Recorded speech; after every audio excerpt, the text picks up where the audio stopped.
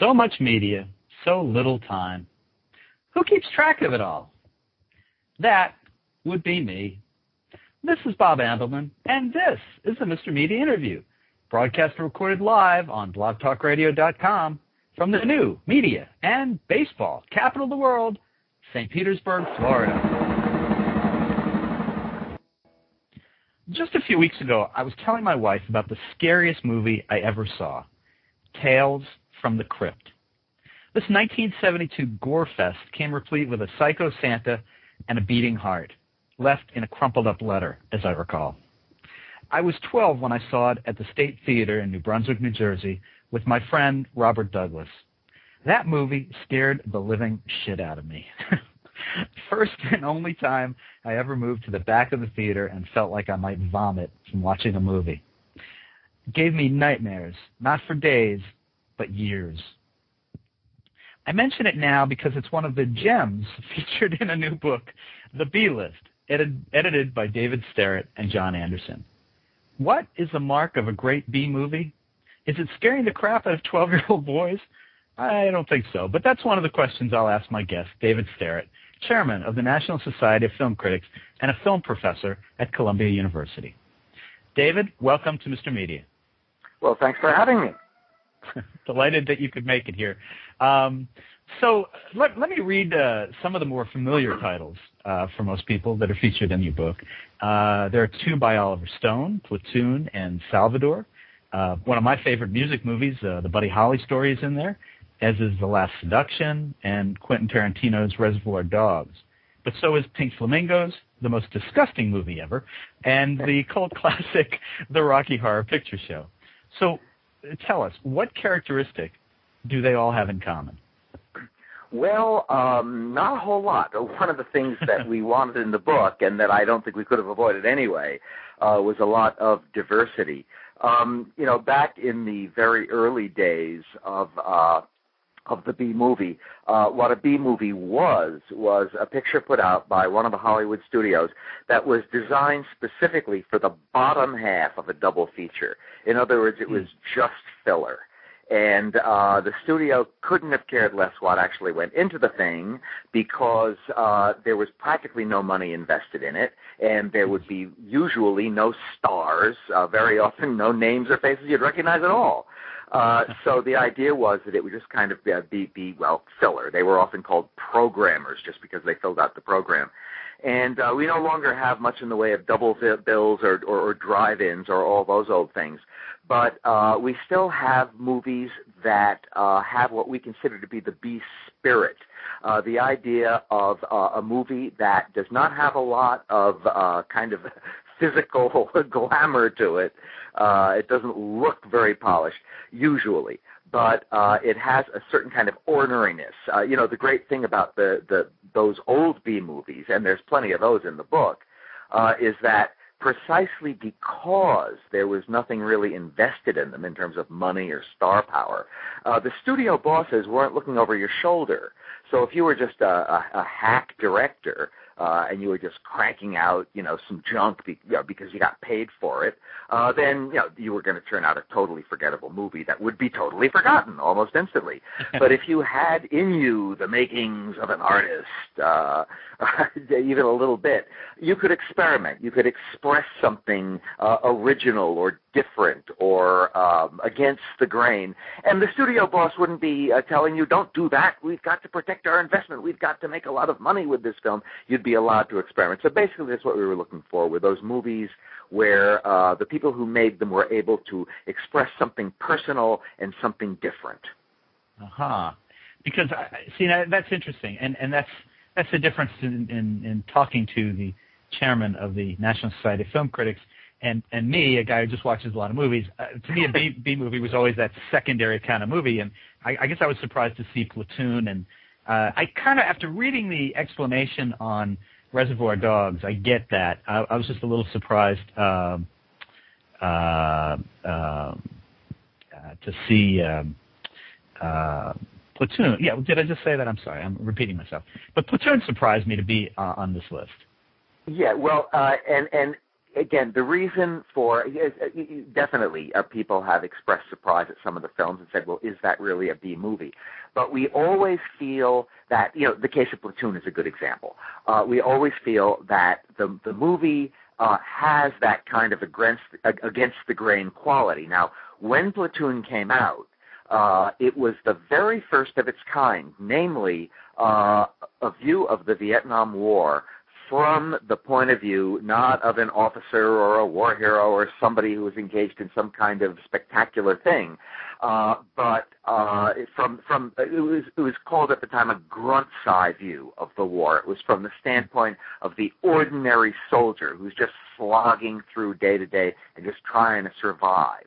So that right there starts to suggest the B spirit. And then we feel that and certainly the person who wrote the article feels that the movie has that kind of down in the mud kind of a feeling that in a studio picture, a movie with a real budget and maybe a couple of stars wouldn't have been quite so gritty, quite so down in the mud. So that's the explanation for that one. And there's only a few, I think, in the book that people have questioned, but always it's the case of the B spirit that we're looking for more than anything. Your budget doesn't have to be below a certain level to make the cut, as it were.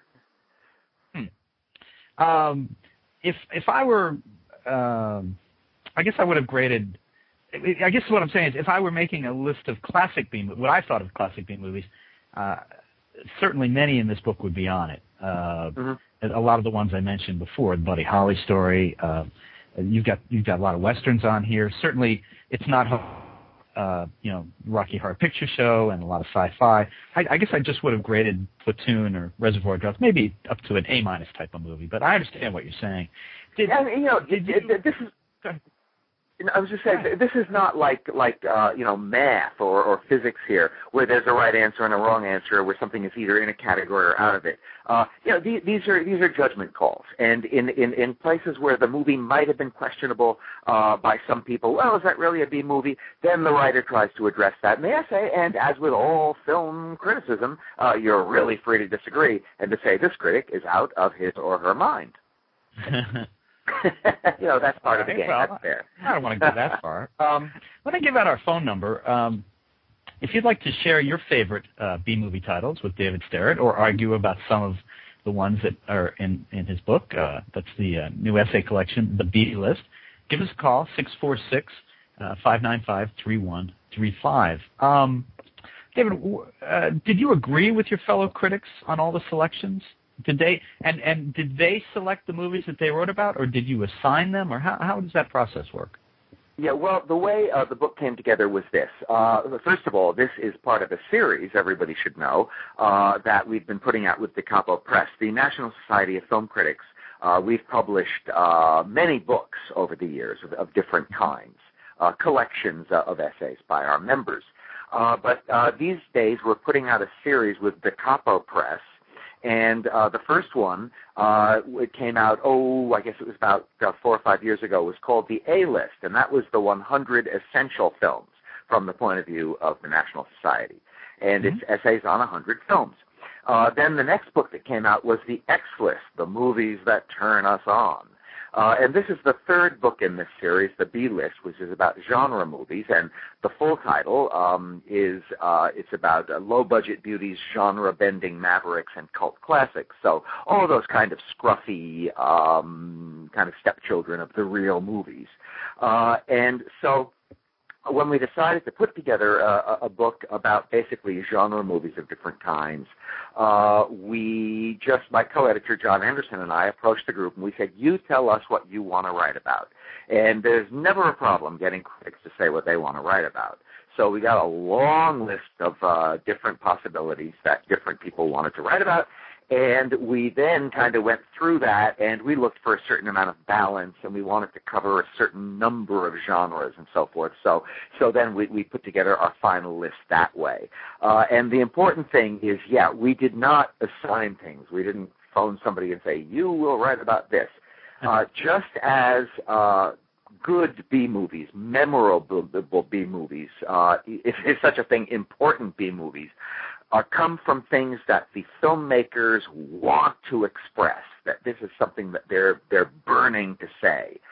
We wanted that spirit in the book, too. So these are all essays that the critics wanted to write, things they wanted to say about movies they felt had been forgotten unjustly or perhaps never properly appreciated, or maybe just that they felt had been misinterpreted over the years and they wanted to bring to bear a point of view on some movie. So in every case, it was the writer saying, hey, here's something I really want to write about. Interesting. Are there movies that we're not seeing here that were suggested for the list that or that you thought would be on the list? Oh, yeah. I mean, the list could be really, really long. You could put out many volumes of movies just on the ones that, our group, has several dozen critics in it, and you could put out many volumes just from our membership alone. So, yeah, we had to kind of select. And as I said, one of the things that we wanted to do, we wanted to be able to, since this is a book basically about genre movies, we want to be able to cover a certain number of important movie genres. And even there, in the scope of one book, you can't cover them all. But we knew that there had to be film noir in the book. And then if you're going to have film noir, because you don't want to kind of limit the period, most of the great noirs were made in the 40s and 50s, we decided to update it a little by having some of the neo-noir films, some of the more modern movies that pick up on the kind of old noir spirit.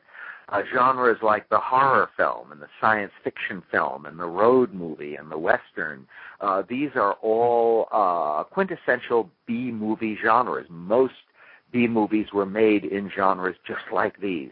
So that was kind of how we approached it. And we ended up with, I forget, a little over 50 essays, and they are grouped into 11 different categories. So, the book is, I think, manageable and orderly, and at the same time, I hope that it's ornery and sometimes even cockamamie, because that's the subject we're writing about. Can you name for us some of your own favorite B-movies? Well, sure. And in fact, some of them I wrote about in the book. I mean, I'll give you an example of one that I think sums up a lot of things that the book wanted to accomplish, and it's one of the ones that I wrote about, is the movie Targets. Are you familiar with that movie? Targets came out in 1968. It was directed by Peter Bogdanovich. No, I don't know that one, no. Yeah, well, see, that's it.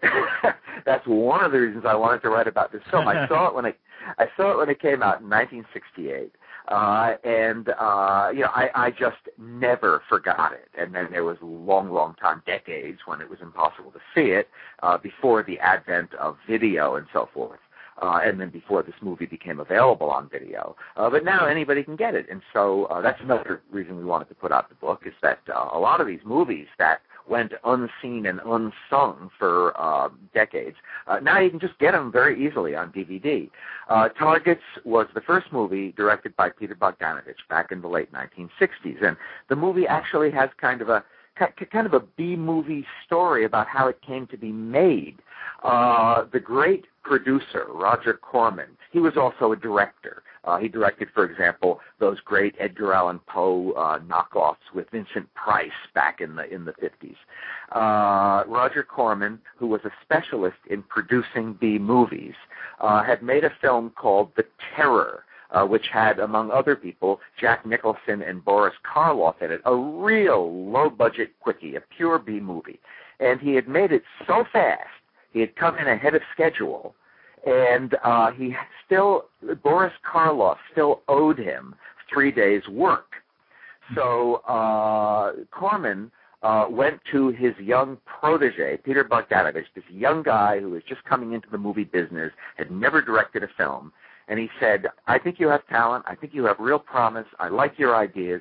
If you can write a screenplay that will make use of Boris Karloff for the 3 days' work that he owes me, then I'll produce it. So Bogdanovich wrote this screenplay, and it sounds like a recipe for disaster. Okay, this is just going to be some silly little thing that he wrote, and he had to have Boris Karloff in it. But in fact, Peter wrote this extraordinary screenplay, which is about an aging horror movie star whose name is Byron Orlock. And he is played by Boris Karloff, who at that point was a very old man. In fact, it wasn't long before he died. So you have an aging horror movie star played by an aging horror movie star. And in the movie, Byron Orlock wants to quit the business. He wants to stop making horror movies. And we don't know why until pretty much the end of the movie. Then there's a second storyline, which is equally important, about a serial killer, based on a real story of a guy who got a rifle, went up into a tower, and started shooting people. And as the movie goes along, these two storylines eventually intersect with each other in one of the most ingenious movie climaxes I have ever seen in 40 years of writing about movies. It's a wonderful film. Boris Karloff is brilliant in it. It was made quick. It was made cheap, but it's just sensational. Also, by the way, Peter Bogdanovich, who is a very good actor, plays one of the leading roles himself, so it's a rare chance to see him in a really extended performance. So the fact that this movie is unknown by almost everybody, the fact that it is truly excellent, not only excellent as filmmaking, which it is, but excellent as a story, and even with the themes that it is exploring about violence in today's society. It's just a sensational movie, and anybody can get it on video, just as quick as you can just order up a DVD.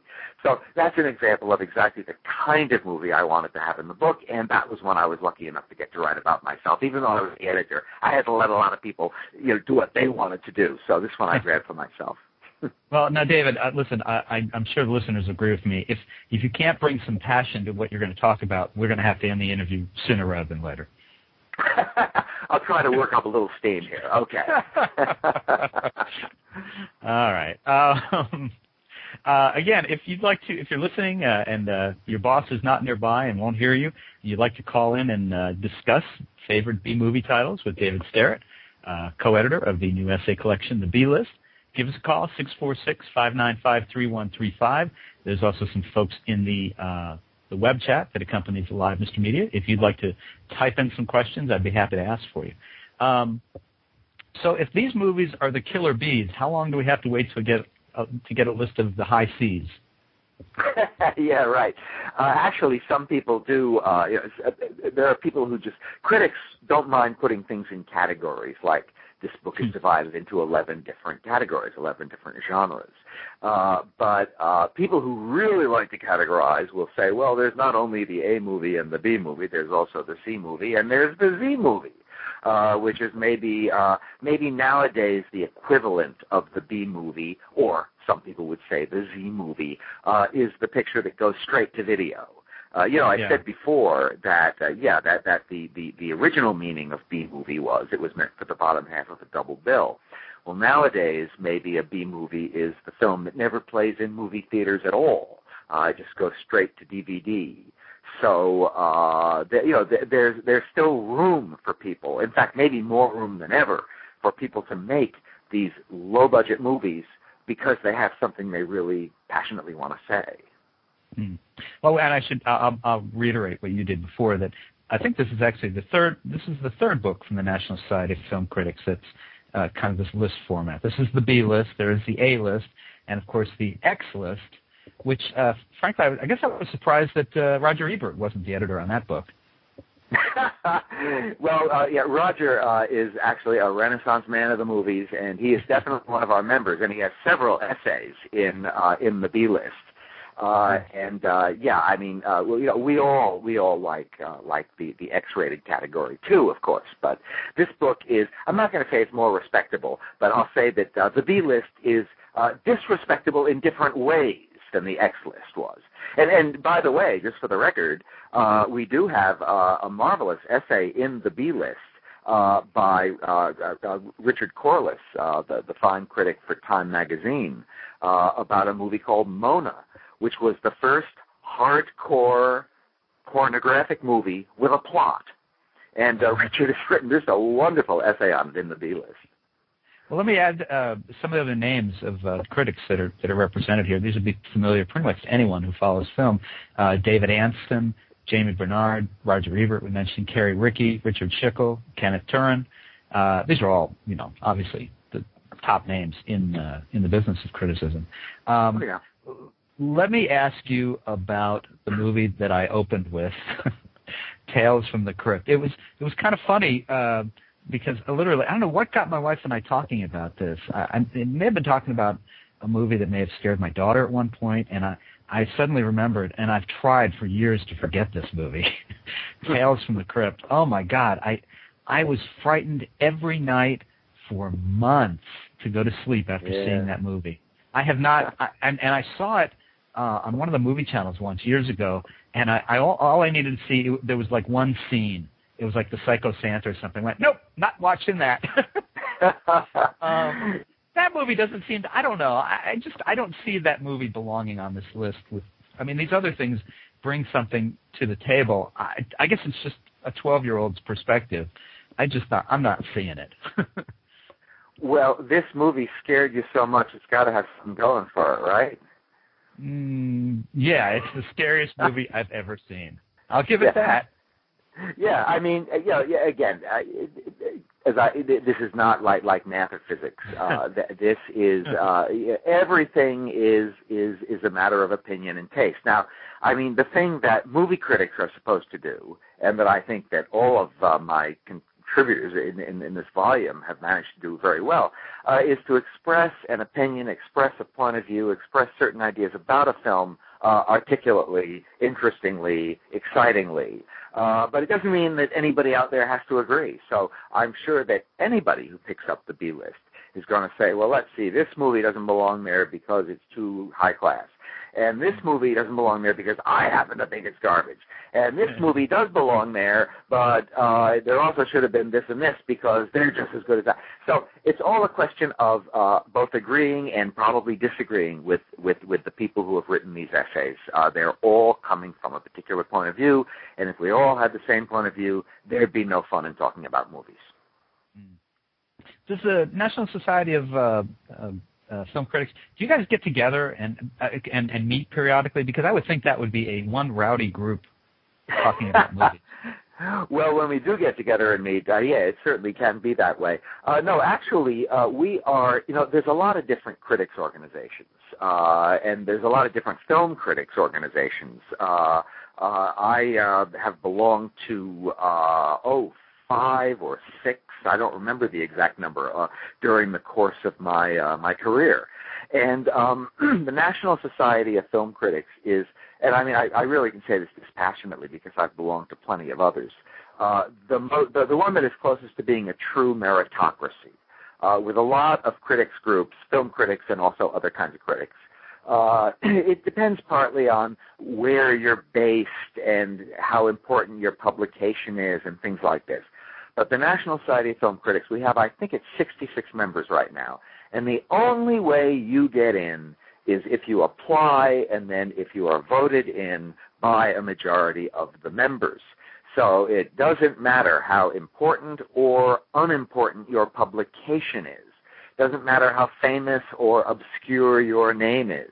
It just matters if you send us a bunch of your writing and we look at it and we say, this person is a good critic. So you're in the group. So we're scattered all over the country. Of course, there's a big concentration in the New York area. There's quite a few in the Los Angeles area. We have, of course, people in Chicago. But we have people in a lot of other places, too. We have people in, just off the top of my head, in Atlanta and Detroit and Northern California, all kinds of different places. So we don't get together for meetings very often, and our main meeting every year is in the very beginning of January when we vote on awards for the best achievements of the past year. And that's when we all get together, or as many of us as can get together in New York. We have a meeting at Sardi's, and it goes on for hours and hours and hours. And yes, passions do occasionally run high as we vote and vote and vote and try to get some kind of consensus. Getting consensus out of a room full of film critics is, to use a cliche, it's very much like herding cats. And it takes sometimes many ballots before we can actually come to a consensus, but we always do. And at the end of the year, we're able to say what we think the best achievements of the year are. So that's aside from publishing books and from conferring with each other over the course of the year about various issues that may come up that have some kind of effect on film critics. Our main purpose is are publishing the books and voting on the year's best achievements. There's a famous story about the National Cartoonist Society. I think it was sometime maybe in the early to mid '60s, where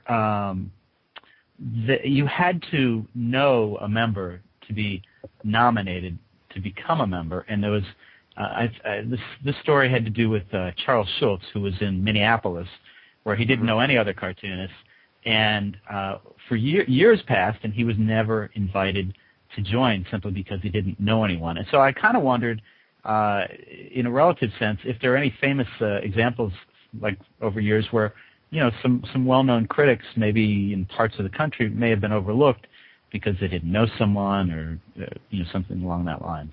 Or is that isolated to the Cartoonist Society? Well, yeah, that sounds to me like kind of a silly rule. No, actually, I mean, we don't exactly, put up notices on telephone poles in cities around the country saying, phone this number and join our group. We do expect people to be at least sort of connected enough with the wider world to know about our group if they're film critics.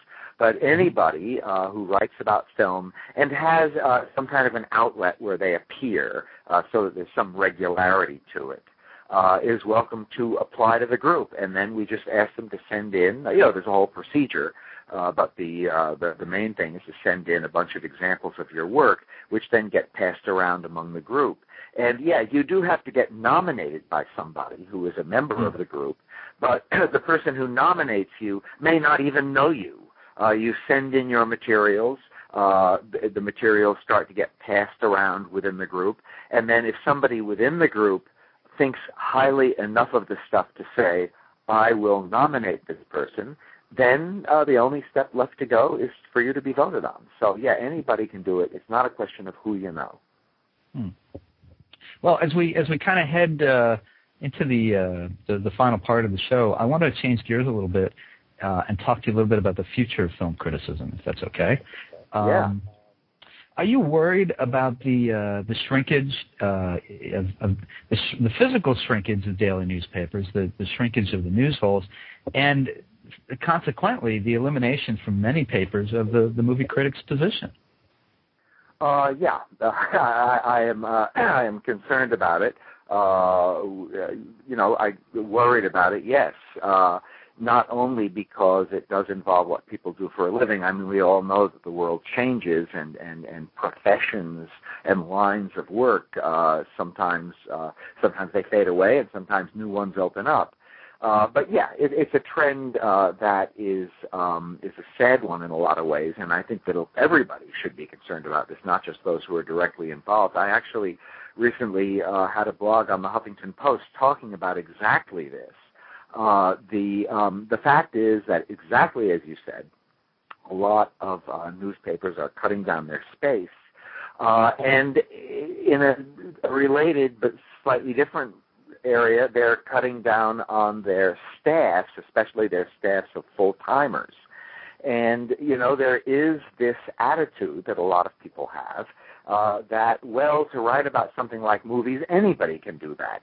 Everybody's a critic. What makes this highly paid person over here, I mean, as if we were all highly paid, but what makes this person over here who's maybe been with the newspaper or the magazine for many years and has maybe, gotten up into the higher ranges of salary within this organization, when this kid who mows my lawn has opinions about all the new movies, why doesn't he be the movie critic? So what we movie critics like to point out is that there's a difference between having an opinion and I would say and having an interesting opinion. That's one thing right there. To say, well, the movie scared me, or the movie made me laugh, or the movie made me cry, or the movie made me hungry, or whatever it was. That is something that anybody can do. But to look at a film and say, this is actually expressing something that's kind of going on in American society right now, and it's not directly expressed in the movie, but it's there kind of between the lines, and most people aren't aware of it because we're too much caught up in the flow of daily life. But if you kind of step back and you look at it this way or this way or this way, you start to see that there are other things going on here just below the surface. That's something that the kid who mows your lawn is not able to do because the person does not think seriously about movies. And also there's such a thing as the informed opinion. Clint Eastwood has 2 movies out this year that he directed, and one of them he also stars in. Well, Clint has been making movies, first as an actor and then as an actor, director, producer, for decades. And a good critic who writes about these new films, Gran Torino and Changeling, is going to have an idea of what Clint's evolution has been as a filmmaker, whether he's an important filmmaker, whether these films made in what has to be the later part of his career, he's almost 80, whether these movies reflect the kind of a flowering of what how he's been evolving over the years, or whether they reflect the decline, things like this. So these are things that movie critics think about, and that then they have the writing skills to write about in an articulate, interesting, and as I said before, I hope exciting way. So, to get back to your point, to your question, a lot of newspapers are saying, well, when people turn to the movie page, they just want to know, should I spend my $9.50 on this movie or not? That's all they want to know. So based on that, and since so much of the economy is in trouble, that newspapers are way high on the scale of troubled businesses, it's very tempting to just say, well, we'll get rid of the movie critic, we'll just fill up with freelancers or wire copy, or we will just run brief little things by some critic who can just knock them off and maybe also write food articles or something. So, there has been a lot of really top-of-the-line critics have been cut back on their space drastically or have even lost their jobs. And the people who are replacing them are not always of the same order of merit. Now, the good thing that's going on, at least I think it's going to prove to be a good thing, is the opening up of new outlets for criticism, primarily connected with the Internet. And right now, there are a staggering number of people writing about movies on the web, all the way from writing for major publications that have websites to writing on their own websites to just doing occasional blogs here and there.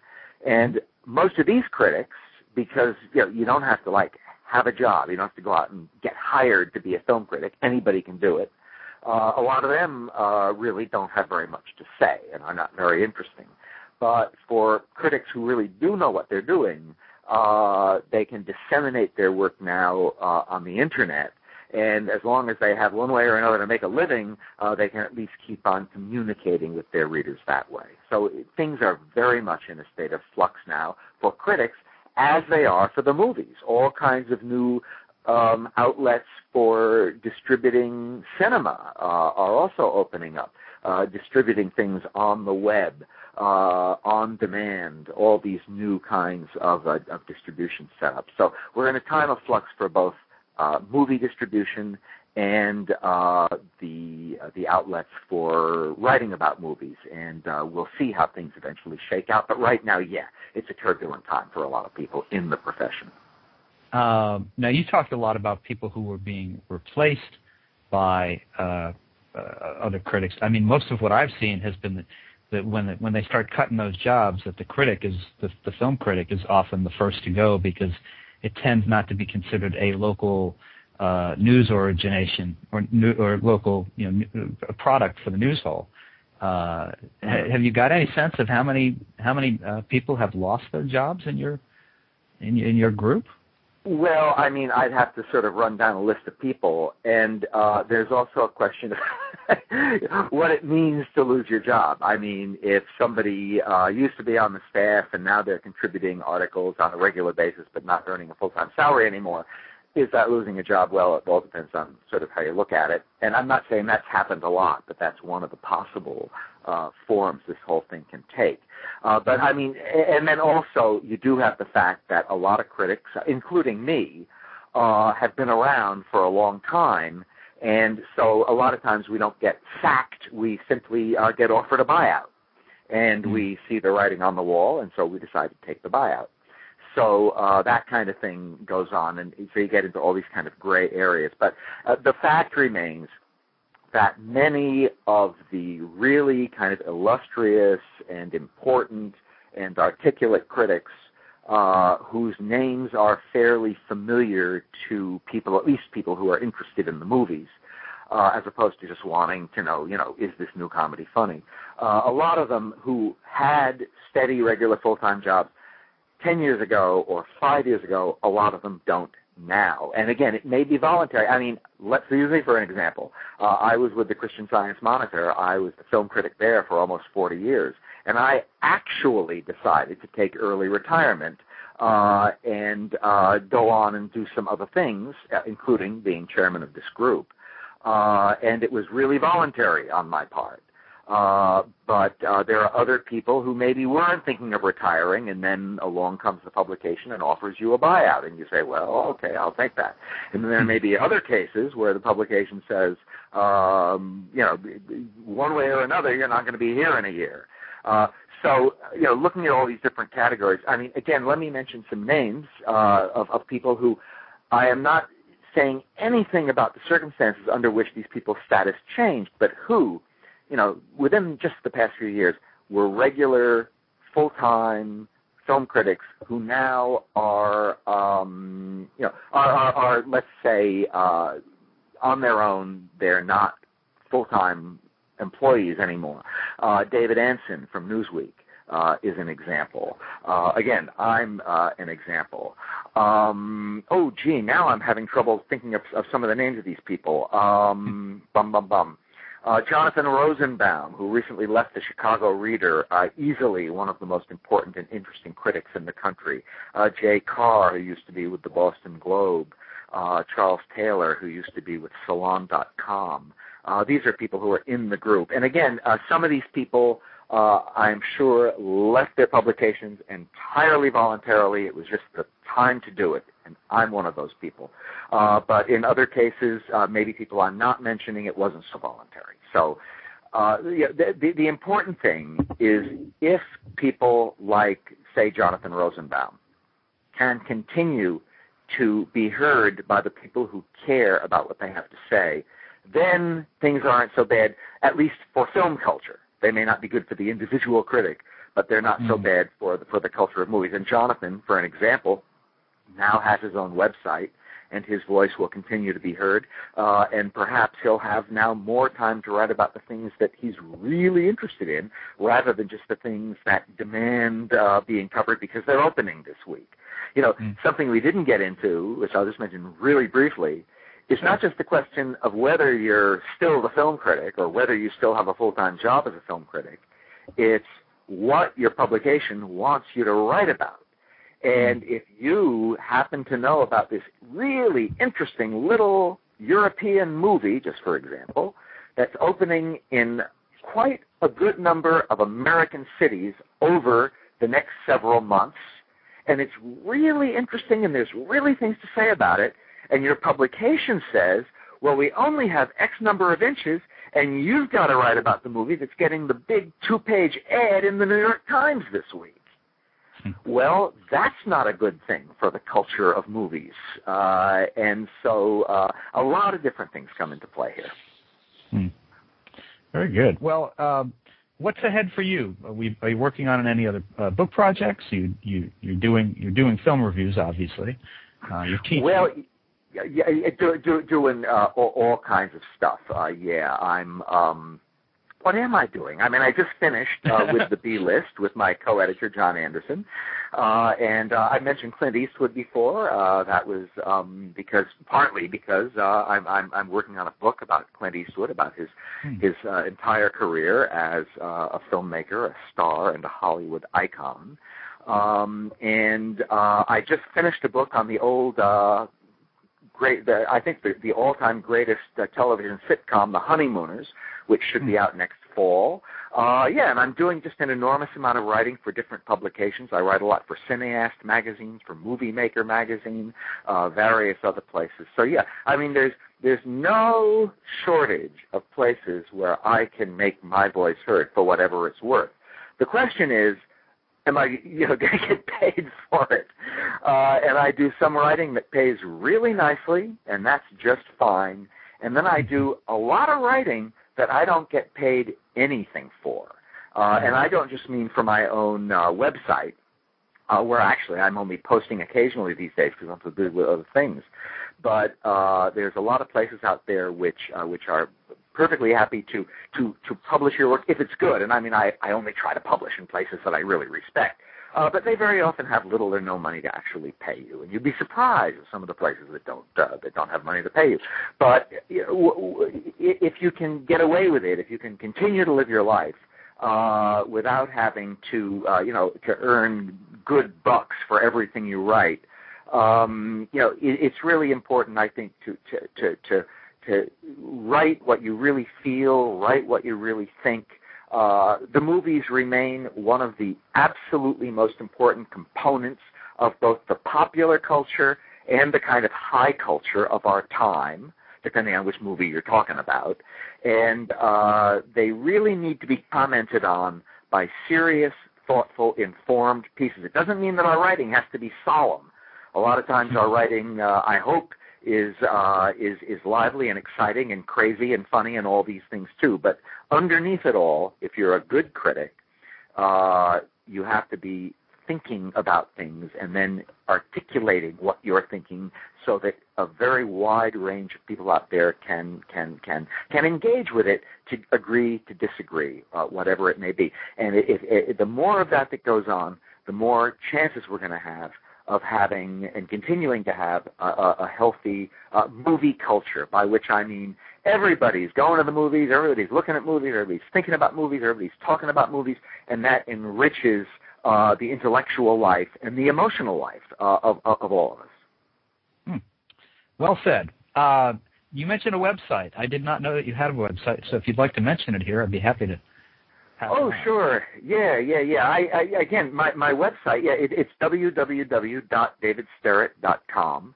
And, these days I'm actually not putting a whole lot of reviews on there because I'm busy writing on sort of larger and longer-term things. But it's there, and a lot of really excellent critics have their websites now, either theirs or they sometimes two or three people maybe write for one site. If you go to one of the kind of critic websites, like say Metacritic, for example, or RottenTomatoes.com, and you'll find reviews by all these people.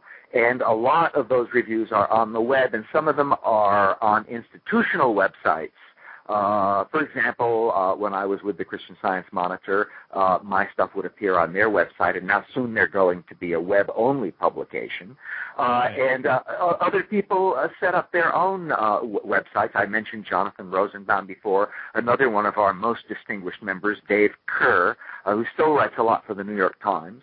But he also has his own website.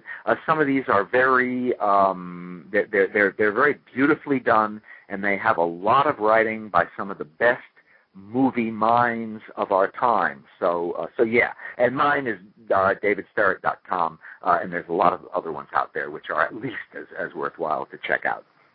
Very good. Well, where am I here? I've lost track of myself. Folks, you can find David Sterritt's new book, The B-List, the subtitle, bear with me here, The National Society of Film Critics on the Low-Budget Beauties, Genre-Bending Mavericks, and Cult Classics We Love. I was only going to mention the full subtitle once. Well, good for you. But you can find it at Yeah, you can find that book at great bookstores everywhere, or order it online at Amazon.com or MR Media. That's Mr. Media, MrMedia.com. David, what can I say? Thanks so much for joining us today. It was a great conversation. Thank you so much for having me. I really enjoyed it. All right. We'll talk to you maybe on the next one. Okay, great. Bye-bye. All right. Have a great holiday. You too. Bye-bye. And folks, if you love movies, surf over to our main website, www.mrmedia.com. That's where you can listen to my earlier conversations with actors such as Kirk Douglas and Billy Bob Thornton, as well as interviews with film producers, directors, documentarians, and scholars. And please think about writing an online review of Mr. Media, casting a vote for Mr. Media, or marking Mr. Media as one of your favorites, whether you listen on Blog Talk Radio, digitaljournal.com, Podcast Pickle, Vox, Folio, Mediafly, Podfeed.net, Blueberry, Zencast, Audio, Kindle, or iTunes. iTunes. I love it when you subscribe on iTunes. Anyway, if you've got an idea for a guest, email me directly at bob@andelman.com. That's ANDELMAN.com. Thanks so much for joining us today. Always appreciate when you give up a little piece of your day to spend it with us. Come back real soon, everybody. Thanks for listening.